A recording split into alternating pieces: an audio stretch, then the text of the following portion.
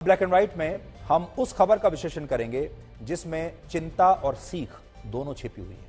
यह खबर टाटा ग्रुप के पूर्व चेयरमैन और बहुत मशहूर और बड़े उद्योगपति साइरस मिस्त्री के बारे में है, जिनकी कल एक सड़क दुर्घटना में मृत्यु हो गई। और आपने भी देखा होगा, कल से लगातार पूरे देश में लोग उनके इस रोड एक्सीडेंट के बारे में बात कर रहे हैं। बड़ा सवाल यह है, क्या साइरस मिस्त्री बच सकते थे? जवाब है, बिल्कुल बच सकते थे अगर उन्होंने सीट बेल्ट लगाई होती तो, अगर उनकी गाड़ी धीमी गति में चल रही होती तो, अगर अहमदाबाद मुंबई हाईवे का डिजाइन ठीक होता तो और उसका रखरखाव सही होता तो साइरस मिस्त्री बच सकते थे। आज हम आपको बताएंगे कि 80,000 करोड़ रुपए की नेटवर्थ वाले साइरस मिस्त्री की दुखद मृत्यु से आप क्या सीख सकते हैं। साइरस मिस्त्री भारत के मशहूर उद्योगपति पलोनजी शापोरजी मिस्त्री के सबसे छोटे बेटे थे। उनकी उम्र सिर्फ 54 वर्ष थी। उनकी गिनती देश के ऐसे बड़े उद्योगपतियों में होती थी जो सब कुछ होते हुए भी शांति और सादगी के साथ रहना पसंद करते थे। इसी साल जून में अपने पिता की मृत्यु के बाद से वो शापोरजी पालोनजी ग्रुप की जिम्मेदारी संभाल रहे थे और उनकी कंपनी की नेटवर्थ 2,40,000 करोड़ रुपए है। इसके अलावा उनकी खुद की जो कुल नेटवर्थ है वो 10 बिलियन यूएस डॉलर्स यानी लगभग 80,000 करोड़ रुपए के आसपास थी।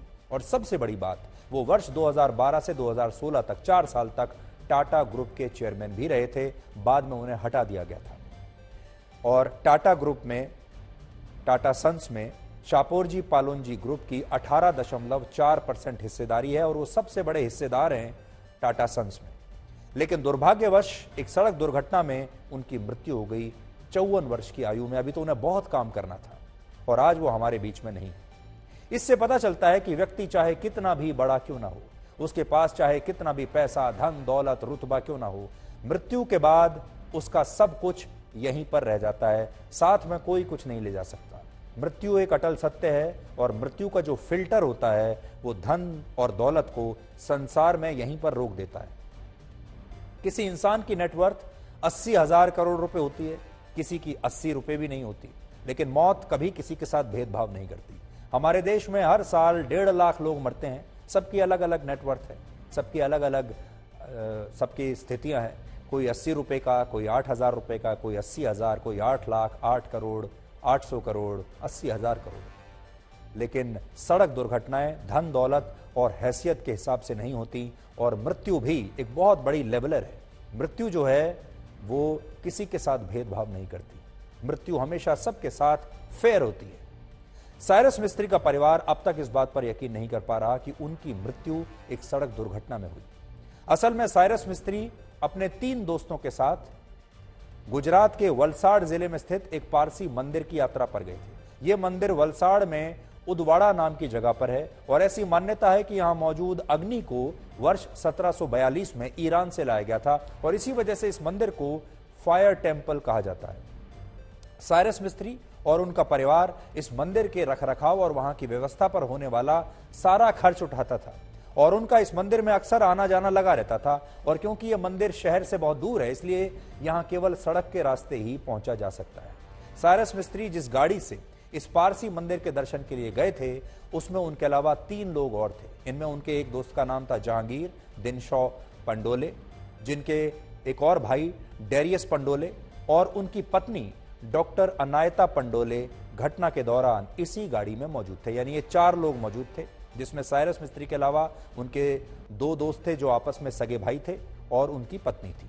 और इस गाड़ी को जो उनकी पत्नी थी वो खुद चला रही थी। अनायता जो है, डॉक्टर अनायता, वो गाड़ी को ड्राइव कर रही थी। तो डॉक्टर अनायता और उनके पति आगे की सीट पर बैठे हुए थे और जहांगीर और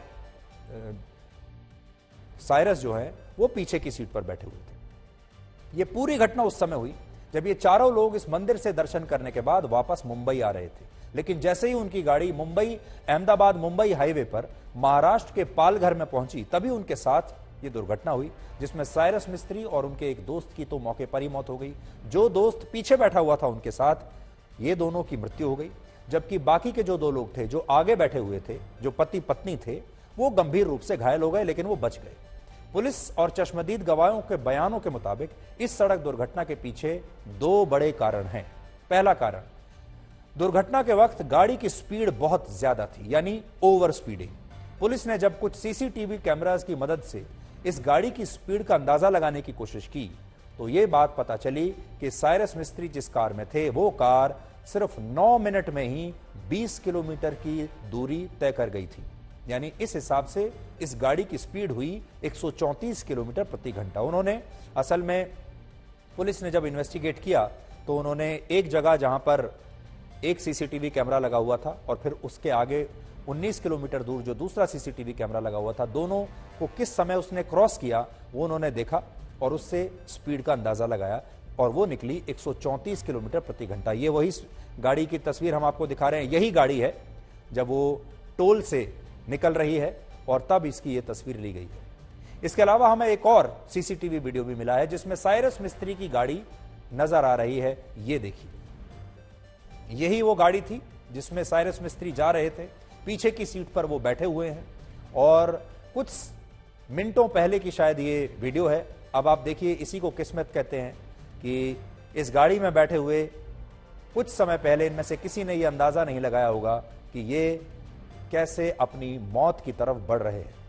और दूसरा कारण जो पता चला, तेज स्पीड के बावजूद उनकी गाड़ी ने सामने चल रहे एक ट्रक को रॉन्ग साइड से ओवरटेक करने की कोशिश की, जिसकी वजह से गाड़ी का संतुलन बिगड़ गया और यह दुर्घटना हुई। यानी उन्होंने इस ट्रक को लेफ्ट साइड से ओवरटेक करने की कोशिश की और गाड़ी बहुत स्पीड में थी।